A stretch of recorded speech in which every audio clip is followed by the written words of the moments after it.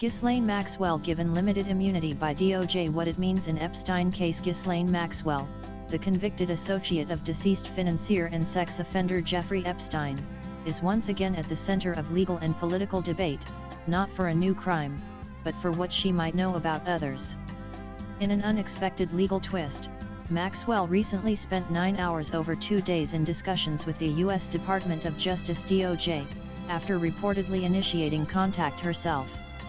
What makes the meetings particularly significant is that they were conducted under a form of legal protection known as limited immunity. The meetings reportedly took place behind closed doors with Deputy Attorney General Todd Blanche, prompting renewed interest in what Maxwell may have revealed, why she was granted immunity at all, and what it could mean for the ongoing fallout from the Epstein case. Nan, the form of protection granted to Ghislaine Maxwell is known as proffer immunity, which is a type of limited immunity. According to ABC News, this immunity allowed Maxwell to freely answer Deputy Attorney General Todd Blanche's questions without fear that her responses could later be used against her. In lay terms, proffer immunity ensures that a person's statements made during such meetings, and any evidence directly derived from them, cannot be used to prosecute the individual later. However, this does not shield them from prosecution altogether, nor does it necessarily mean they are cooperating under a formal agreement. This is distinct from transactional immunity, which offers complete protection from prosecution in relation to the matters discussed. Limited immunity is far narrower in scope and is typically offered when prosecutors are trying to get individuals to provide valuable information, especially about others. Maxwell was reportedly granted this limited form of immunity, not to exonerate her from past crimes, but to encourage her cooperation regarding ongoing or related investigations. Nan Maxwell, currently serving a 20-year sentence at a federal prison in Tallahassee, Florida, is appealing her conviction for sex trafficking underage girls. Despite having already been tried and sentenced, she reached out to the DOJ to set up meetings, according to ABC News. The first meeting reportedly lasted 6 hours, followed by a 3-hour session the next day. The Justice Department may be looking into other actors possibly involved in Epstein's crimes and believes Maxwell could help connect the dots.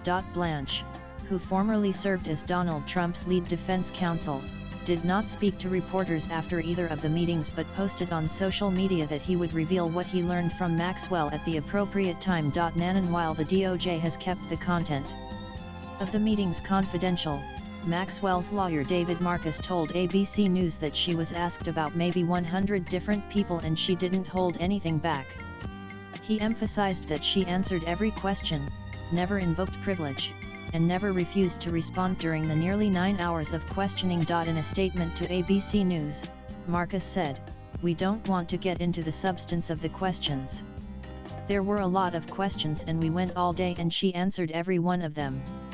She never said I'm not going to answer, never declined." Marcus also confirmed that there were no asks and no promises made during or before the meetings, adding, "We haven't asked for anything.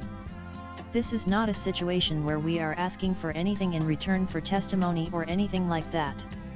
Of course, everybody knows Ms. Maxwell would welcome any relief. Nan, despite intense speculation about whether Maxwell is trying to negotiate a sentence reduction or even a pardon, her lawyer was quick to tamp down such suggestions. In response to questions about whether she might be saying what prosecutors want to hear in hopes of leniency, Marcus told ABC News, "No. She wants to tell the truth." He also stated, "We haven't spoken to the president or anyone about a pardon just yet. And listen, the president this morning said he had the power to do so. We hope he exercises that power in the right and just way." Nan, the closeted meetings between Maxwell and the DOJ come at a time when pressure is mounting on the Justice Department to release more information about Epstein's network. Despite earlier commitments to disclose documents, the DOJ has recently said it will not be releasing any additional files, a move that has drawn bipartisan criticism. The DOJ and FBI issued a memo earlier this month stating that no so-called client list exists. However, reports have emerged that hundreds of names appear in files related to Epstein's operations. The Wall Street Journal reported that Attorney General Pam Bondi had informed President Donald Trump in May that his name was mentioned several times in the Epstein files, along with other high-profile individuals. Trump has denied any connection, stating that the controversy is a scam orchestrated by political opponents. Swipe left for next video. And Jeffrey Epstein was a wealthy financier who was arrested in 2019 on federal charges of sex trafficking minors. He was accused of running a network to exploit underage girls, often with the help of associates. He died by suicide in jail while awaiting trial. Ghislaine Maxwell, a British socialite and longtime companion of Epstein, was later arrested and convicted for her role in recruiting and grooming underage girls for abuse. In 2021, she was found guilty of sex trafficking and related charges, and is currently serving a 20-year sentence in federal prison. Latest blogs.